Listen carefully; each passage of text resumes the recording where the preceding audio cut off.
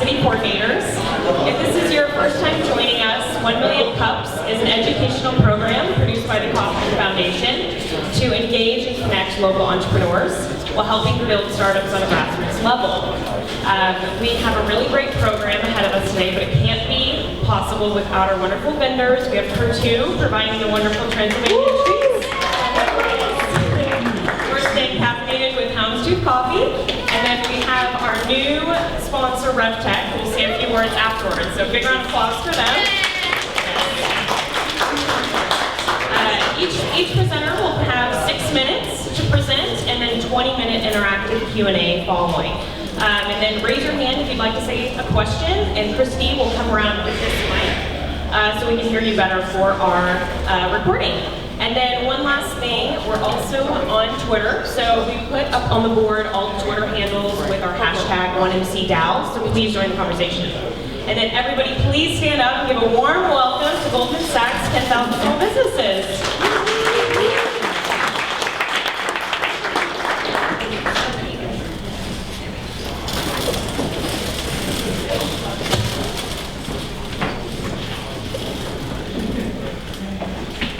Morning, everyone. How are you? Good. Good. Can you hear me okay? Yeah. Okay.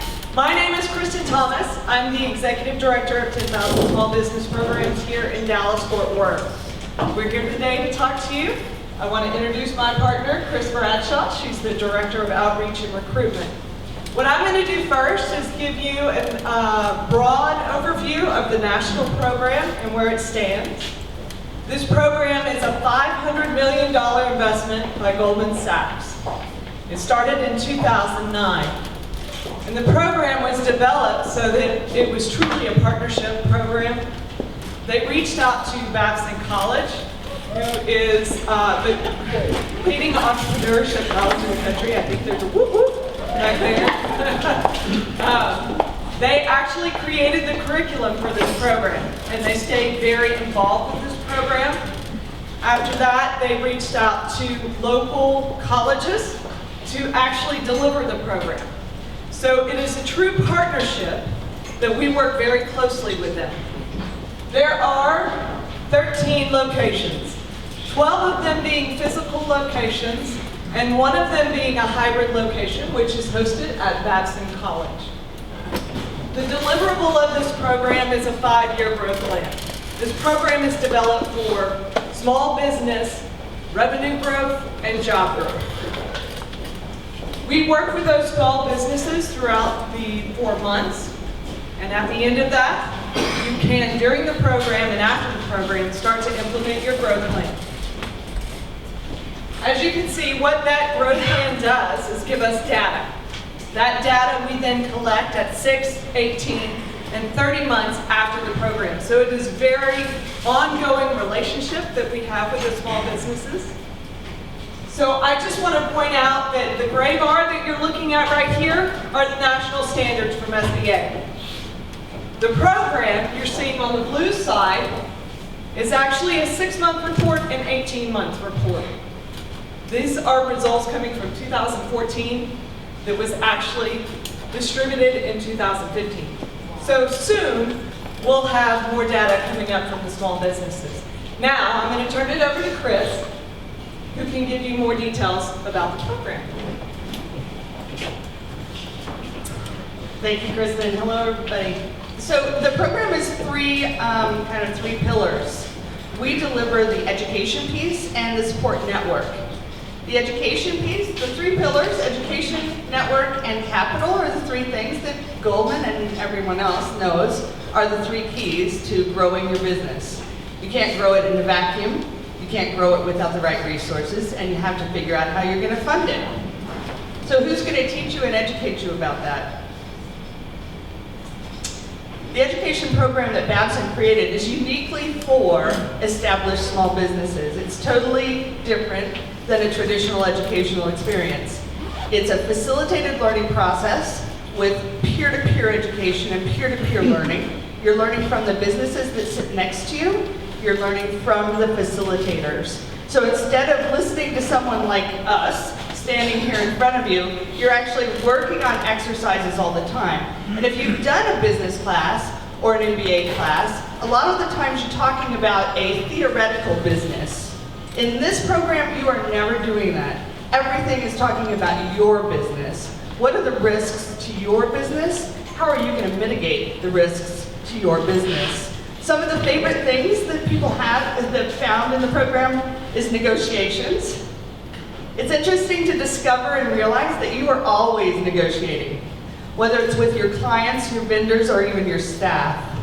The other thing is cash flow. Very few people feel comfortable with that, no matter what kind of education that they get. And attracting top talent.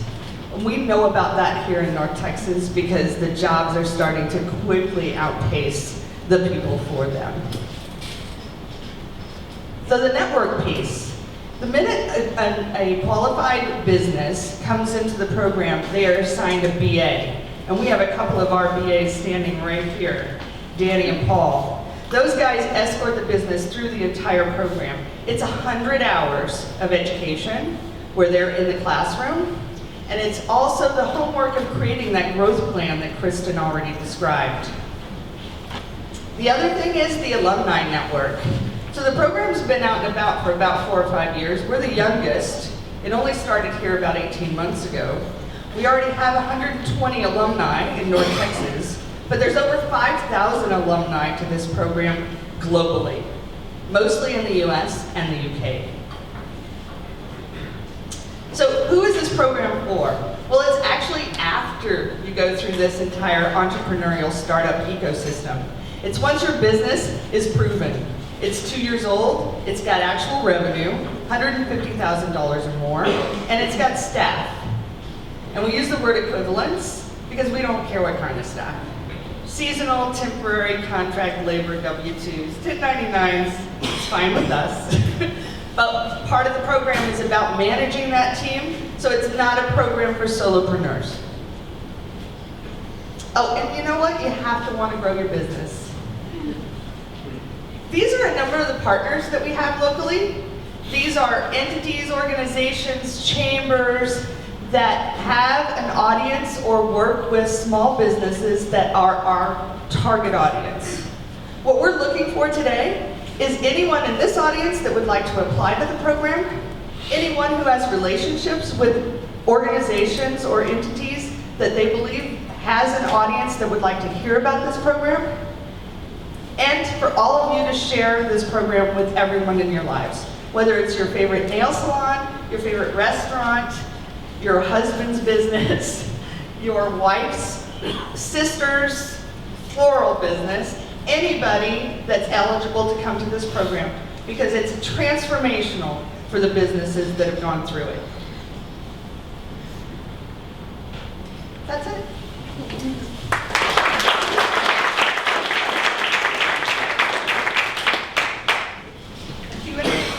So it's the Q&A. Are there any questions? Sir? So what's the cost of the program? The cost is absolutely free. So anyone who applies for the program that's qualified to go through the program, there is an application process. But every applicant who starts the program, it's completely free to them. That's the best part about it. Free. Anyone else? You talked about access to capital. Can you explain a little bit about how that works? Yeah, that's actually the second part of the program. It's the part that actually the colleges do not distribute. We work with capital partners throughout the program. During some of the modules and clinics, we introduce you to them. You have a relationship that you can develop with them. But after the program and during the program, if you actually want to apply for funding, there are two different capital partners that we work with, People Fund and Live Fund. So those companies are already here, and they are actually providing funding for the small businesses. So we don't handle that, but we connect you with that ability. Yes?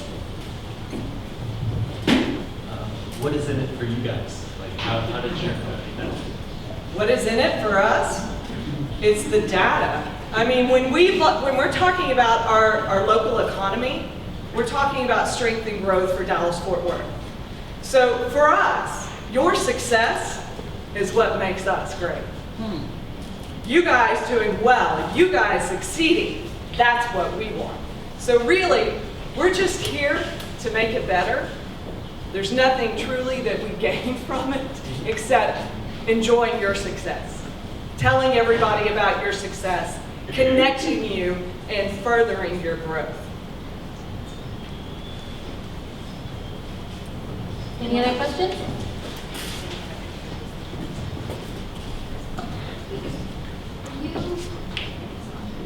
Yeah. Hello. Are you ladies from Goldman, or are you from a different entity within Texas? Yeah. We actually are part of the district. However, Goldman Sachs, as I tell you, is very involved with this program. So not only do I have, one boss with the district, I also have a boss with Goldman Sachs, and I also have a boss with Babson College. But we truly work as a partnership. And so we, as a district employee, make sure that we're bridging what the partners need. We're providing what needs to happen within Dallas-Fort Worth. So not only do we do the outreach, but we also do the delivery aspect of it, making sure that our module faculty are all involved. So the simple thing, can you hear me? Okay. The Goldman Sachs Foundation funded the $500 million, which is being used nationally. A piece of that money comes to Dallas. That is a grant that's managed by the Dallas County Community College District Grant Foundation as well. That then pays the salaries for those of us who are part of that team. So does that answer the question of how that works and what's in it for us? So we'll have jobs as long as we can keep Goldman funding the foundation and funding the grant. And we'll be able to keep them funding it as long as we can get businesses coming and as long as we can demonstrate the growth that they've got. Make sense?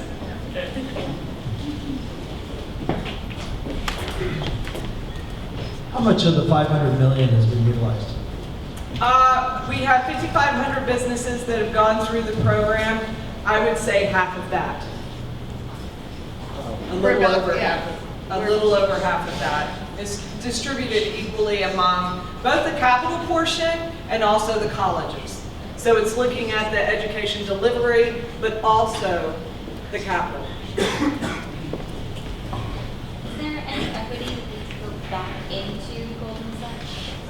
No, ma'am. Did everybody hear that question?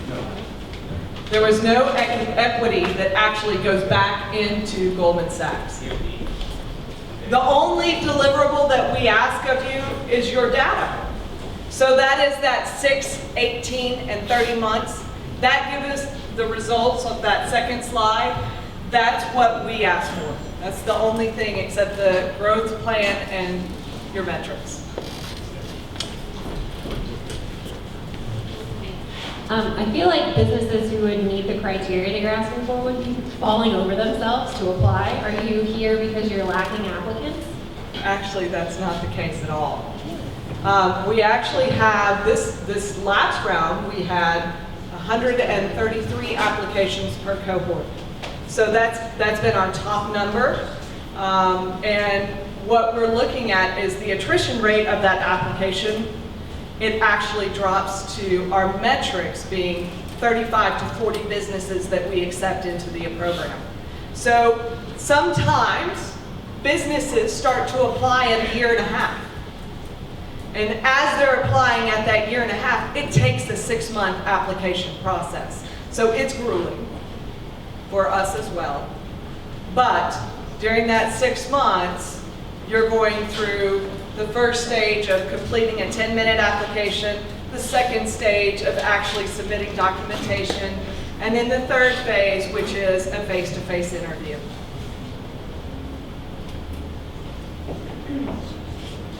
Anyone else? Right here. The funding that is being provided to the small businesses, is that coming from Goldman Sachs or is that from other people? Goldman Sachs, it actually works with our capital partners. So yes, there is funding that comes from Goldman to the capital partners, but they have no involvement in that process at all. Capital partners are the ones who work with small businesses, and it is not directly related to this program. Okay, so everybody who goes through this program, not everybody wants to receive funding. Not everybody wants that. So doesn't mean that that's a part of it. We're concentrated, the district is concentrated on the education delivery and that 4-month program and the metrics afterwards. One of the wonderful things about the program is actually the educational piece about funding itself, so that by the time you're through with the program, you truly understand the difference between debt funding, equity funding, asset funds, the kind of collateral that you are or aren't willing to give up for funding, whether self-funding is appropriate, factoring, all the different ways that you could fund your business, and feel really confident and comfortable about which kind of lender you should approach and for what kind of monies and what kinds of terms. Any other questions? How is that education delivered? Is it classroom? I know I missed that in the presentation. I'll take that one. I'll take that one. She's also a mod faculty. Right, I also teach one of the classes. So it's 100 hours of classroom. It is about 12 solid days over a 4-month period. And when you're in class from 8:30 to 5, it's a very active project activity-based day. So the faculty member is not lecturing so much as they are facilitating a program. And it's a number of exercises with a focus per day on the topic. So if it's leadership, there's an exercise, for example, to figure out what kind of leader you are, what kind of brain style, right? Are you an analytical person that has trouble working with really expressive people? Often if you're an expert in your field that's trying to be the business and run the business at the same time, those kinds of things, the opportunities to delegate, working on your own balance sheet, your own income statement, that's what the day's like. Yes? Is that a local community college? So yes. We are part of the Dallas County Community College District. The classes are actually delivered at the Bill J. Priest campus. Anyone know where that is? 3 people. It's one of the best kept secrets around here. It is just south of downtown, just south of the Dallas police headquarters in the Cedars, and it is where all the classes are held, 8 to 5. We also want to introduce some special guests that we have. Every one of our staff members is involved in the community in some way. My outreach partner actually teaches a class called Principles of Business Management at El Centro, and some of her students are here, and we'd like to acknowledge them. Would you guys all stand up?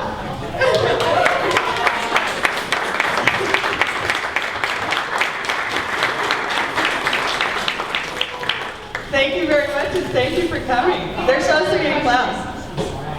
No. One more question. I just wonder, when the companies approach the capital partners, is there a typical business valuation at that point? You know what, that's on the capital side. Danny, do you know the answer? Say the question one more time.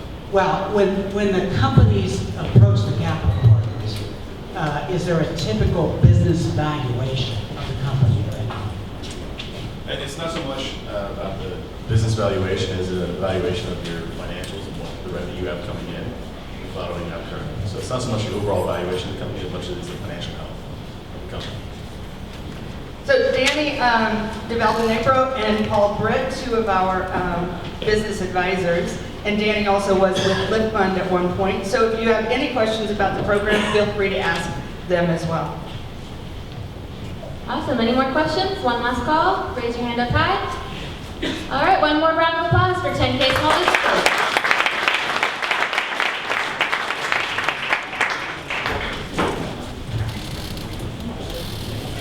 All right, then we want you to stand up again, because next we have Stephen from Patron, so warm welcome.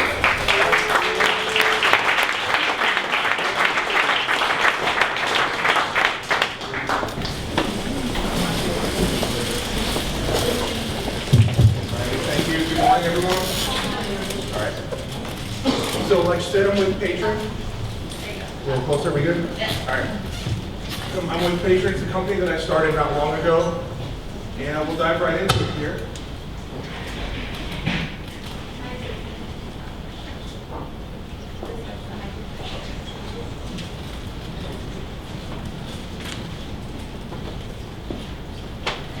All right.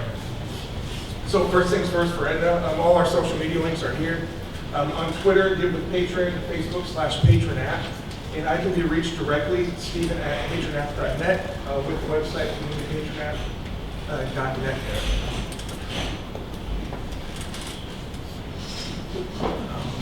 So Patron was originally founded in January of 2015, influenced heavily by the Ice Bucket Challenge.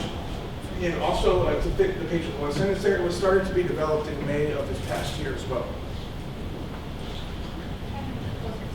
All right. There you go. There we go. So what is Patron? Patron is a marketing app for restaurants. So we see Groupon, we see Amazon Local, which was recently shut down, and we see Living Social, who's doing layoffs and kind of shifting and pivoting within their industry. So I say that kind of in jest. This is normally what people think of when they think about marketing for restaurants through a mobile application, and it's been proven through these companies' experiences that it's really not the most sustainable model. So what do we see that makes that not work? And that's that the price gouging takes place there. They ask their partners to really cut those margins down to zero, or in some cases even negative margins, to be a part of that process. And that's not sustainable. So what do? Patron is also a fundraising app for nonprofits. And it's been shown in the nonprofit industry that people definitely want to help. In 2014, we saw over $350 billion being donated from the private sector. So not businesses, not funds, but from people directly. Charitable giving as a whole accounted for 2.1% of the GDP in 2014. And by May of last year, there were over 1.5 million charitable organizations in the United States. So a lot of companies out there, a lot of nonprofit organizations out there that were needing these funds to be delivered. And just a cool fact on the side, almost 65 million people donated nearly $175 billion worth of working hours to these nonprofits as well. So with all that being said, from Trent Stamp, he's the executive director of Charity Navigator. He let us know that there's definitely a sign of donation fatigue. So people do want to help, but they're getting called on from so many different angles, from so many different organizations. It's tough for them to do as much as they'd like. So what is a patron? The first thing we see there is that a patron is a person who gives financial or other support to a person, organization, cause, or activity. And then below we see that it's a customer, especially a regular one, a store, restaurant, or theater. So we take these two things into account with patron. So the environment that we create, we bring together restaurants and nonprofits with the end users of the patron application. So these people will be coming from our organic marketing and getting people to use the app, but largely it's going to be coming from the nonprofit sector. So when I partner with a nonprofit, I let them know to really get the most out of this, they're going to be sharing the app with their supporters who currently are making donations, for their organization. So how it works is people use the app to dine out at our restaurant partners. And all we ask is that when somebody goes to a restaurant, they donate 10% of the bill to our patron donation fund. So no 50% off, no big price that we take, that's all encompassing of what we ask for. So what we see here, it is eligible for tax benefits. We audit the system twice, once on their side, once on ours, to make sure there's no possibility of them being overbilled. And then it increases their philanthropic presence. It gives them a foot in the community where they can show their partners and people around them that they really do care. And then lastly, they can utilize this system not at the detriment of their business, but actually to generate profit while they're marketing their company. So at the same time that these restaurants are making a 10% donation, when our end users use the app, for every $10 they spend, they actually get one vote. And these votes are able to be distributed to our nonprofit partners. And this really changes it up a little bit from the things that we've seen that people are already using for fundraising. And these votes, they give it to the nonprofits there. So this way, a nonprofit can't bring people in and kind of just sit on them and not do anything to engage them and know that that money will be going back to them. So people can vote for multiple nonprofits, they can vote for different organizations, and have their funds directed the way that they like. So it requires the nonprofits to be active in our system and really engage their people and promote Patron for us to make sure they get the most out of it. So again, person dines out with the app, they earn and use votes and they feel good about it. The restaurant donates 10%. Patron divides the votes divides that 10% by the vote allocation. And then lastly, the nonprofit gets the donation. So how do we make money? We act as a fund manager here. We take 25% load on the funds that are raised. We also offer time-sensitive promotions for the restaurants. If they like to say Tuesday night fajitas, they can push that out to the people that have dined out at next big restaurants in their area. And then lastly, we'll sell advanced analytics based on the usage. And one of the tenets of the business that I built is that it will always be free for nonprofits to have access to. So there we go. Thank you. Like you're singing. Okay. There we are. Not a singer, but we'll go over it. Hey, thanks for presenting. So I tried to download it, I couldn't find it. Where are you with this business? So we're still in development right now. Really, there's a lot of moving parts between the restaurants, the nonprofits, and the end users. So we're trying to break it as much as we can and really fix all those things that could possibly go wrong before we get it out there. So are you in your customer validation phase? Well, right now we're still in development. We're partnering with the nonprofits as well as the restaurants to do a limited release here shortly. But by the beginning of the summer, we hope to be out in the Dallas market. Raise your hand up high.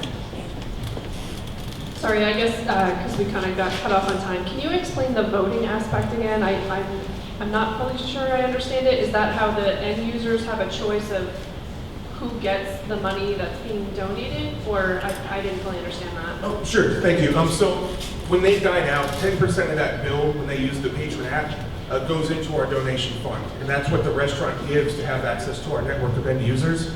And then on top of that, whenever they spend money at our restaurants, for every $10, the end user, the person using the app, gets one vote. And they use those to select the nonprofit that the funds they raise goes to. Thank you. Question? Hey, so in terms of payments, right, are you integrating with restaurants in terms of accepting payments for them? Are you facilitating the payment in any way, or are you requiring restaurants to report Patron sales? Right, thank you. So we don't integrate into their payment system. We use OCR technology, so what happens is the person tells the staff that they're dining with Patron, and a line item is actually added to the receipt. They take a picture, and we're able to validate that with our technology. On the other end of it, they can do a search on their point of sale system to see how many tickets have that line item, and then the total bill there so they know how much was spent, and that's how they audit as well as we do. Thank you.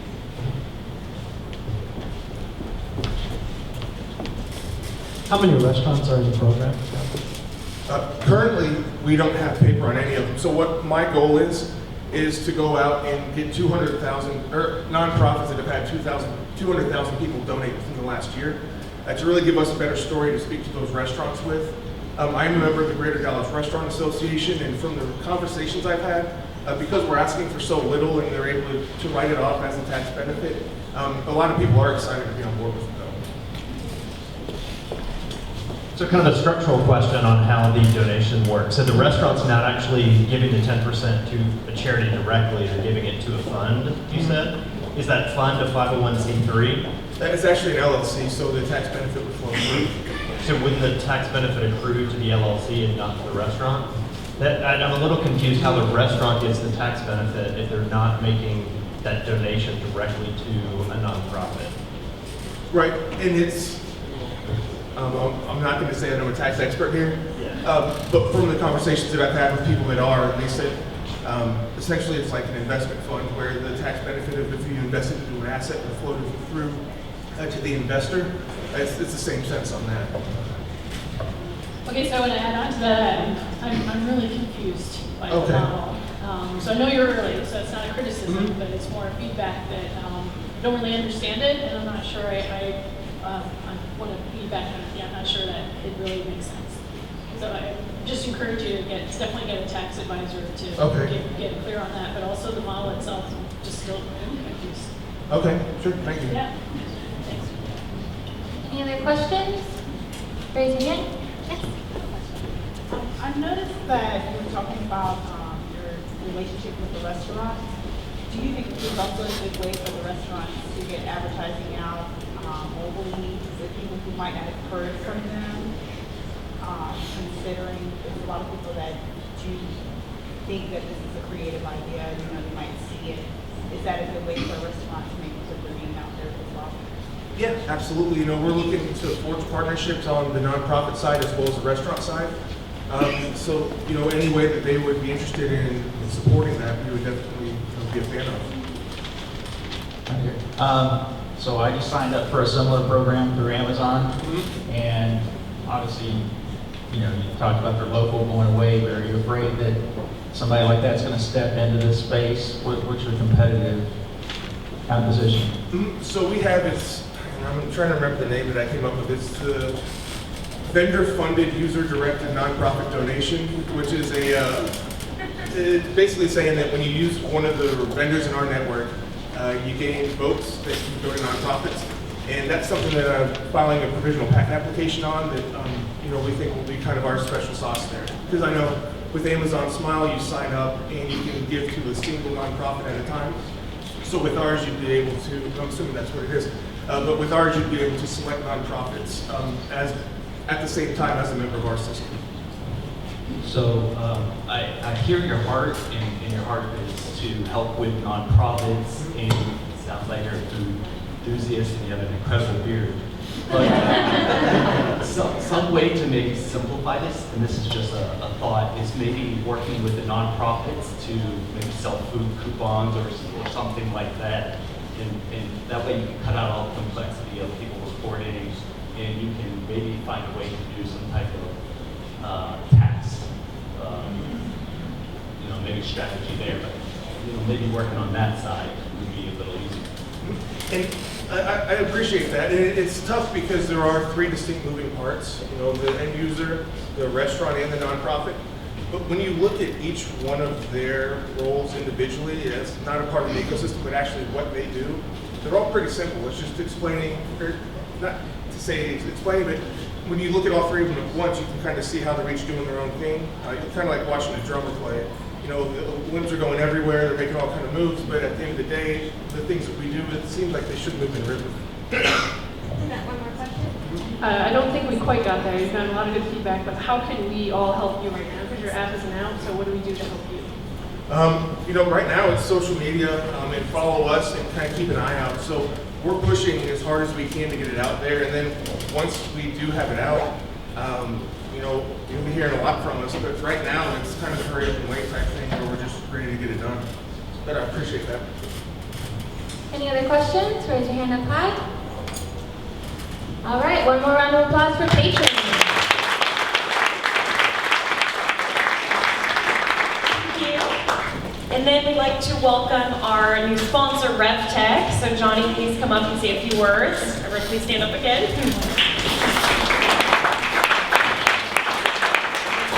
Hello, I'm Jonathan Fine. I'm the Director of Business Development for RevTech. RevTech is a venture seed accelerator fund focused on product and tech innovation for the retail and restaurant industries. We are now accepting applications on our website, revtechaccelerator.com. If you'd like to learn more or apply, please check us out. In exciting news, we have our second biggest event of the year, Tech Trends in Restaurant and Retail, on March 30th in Addison, Texas. This is always a sold-out event, on a standing room only. It's going to be an all-afternoon event on, like I said, Wednesday at the Addison Convention Center. We've curated 15 companies, and they're a combination of East and West Coast accelerators, accelerator graduates, and also venture capital-backed startups that are going to be presenting. Our keynote speaker is Hal Brierley, the pioneer of brand loyalty. We're really excited. Tickets their price increase at the end of the week. So if you would like to attend, I recommend you go to revtechaccelerator.com and get your tickets as soon as you can and before they sell out. In other exciting news, on March 10th, we'd like to offer anyone who wants one a drink at Gingerman. We're having a happy hour. It's going to be a great networking event, and we'd love to see you there. Thank you.